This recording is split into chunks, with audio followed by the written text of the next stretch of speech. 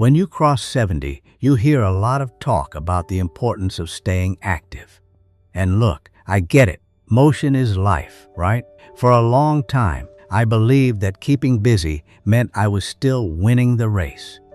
I'd force myself out the door, joining groups and running endless errands just to prove to myself that I wasn't slowing down. But over the years, my body and my spirit started telling a different story. I began to realize that the frantic pace of the outside world wasn't feeding my soul anymore. It was just draining my battery. True vitality doesn't require you to chase the world. Sometimes the most meaningful movement happens right inside your own four walls, or while tending to the quiet soil in your backyard garden, entirely on your own terms. For the first few years after my wife, Sarah, passed away. It's been 9 long years now. I fell headfirst into the trap of outward busyness. When the house suddenly became that quiet panic set in.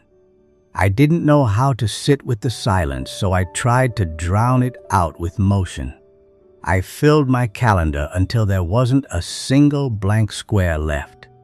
I joined the local senior bowling league, volunteered for community committees I didn't care about, and found myself driving into town 3 or 4 times a day just to buy a single item: a loaf of bread in the morning, a carton of milk at noon, a newspaper in the evening.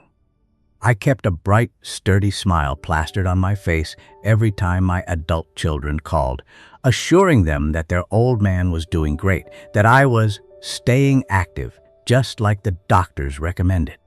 I was running myself ragged, running until my shins ached and my mind felt like gray fog, all because I was terrified of what would happen if I actually stopped and let the quietness of this house catch up to me. But time has a way of catching up to you anyway, no matter how fast you think you're running. Around the 5th year of this frantic marathon, I woke up one rainy Thursday morning, and my body simply refused to cooperate. My knees were stiff, my lower back was throbbing, and a deep, heavy exhaustion sat right on my chest. As I sat on the edge of my bed, staring at my socks, the realization hit me like a cold wave. I wasn't actually living. I was just putting on an expensive, exhausting show for a world that wasn't even watching that closely. That was the day I dragged my slow steps out to the backyard garden.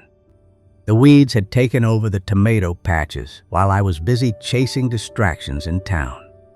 I knelt down in the damp dirt, gripped the root of a stubborn weed, and just pulled. Then I pulled another, and as the hours ticked away in total silence, something strange happened. My heart rate slowed down. My breathing became steady. I watched an earthworm navigate through the dark soil, and I listened to the gentle rustle of the oak leaves above me. I was sweating, my muscles were working, and my body was fully alive, but there was no noise, no rush, no crowd. Right there, with mud on my hands, the fog finally cleared. I realized the biggest mistake I'd been making. I didn't need to chase life out there on the chaotic streets to stay vital. I could cultivate a deep, moving, healthy life right here within my own borders, entirely on my own terms. Here is the plain, unvarnished truth that took me way too many years to finally admit to myself. At 78 years old, your energy is not a renewable resource. When you are 30 or 40, you can throw your energy around like play money. You can have a stressful day, go to a loud party, sleep for 6 hours, and wake up ready to do it all over again. But at our stage of life, energy is like a finite currency. You only get a tiny handful of coins each morning, and once you spend them, they are gone for the day. There is no earning them back. For a long time, I was completely reckless with my coins. I spent them on forced small talk at senior centers, noisy family dinners where I couldn't hear half of what was being said, and endless trips to the store just to avoid being alone with my thoughts. And what was the return on that investment? I did it to make my adult children feel better. I did it so my friends wouldn't think I was giving up.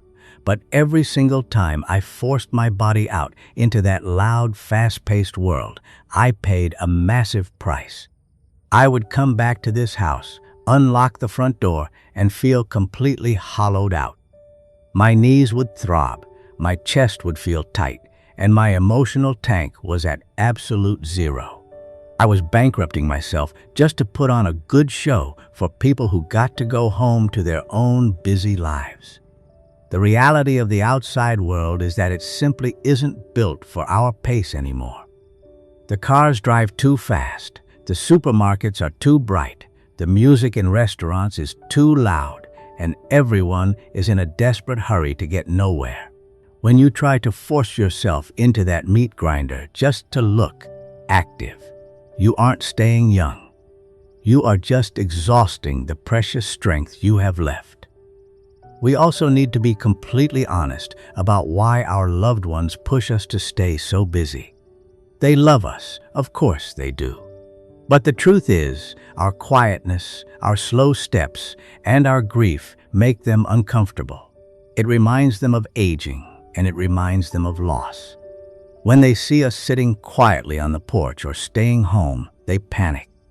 They want us to stay busy so they can tick a box in their minds and say, "Oh, Dad is doing great.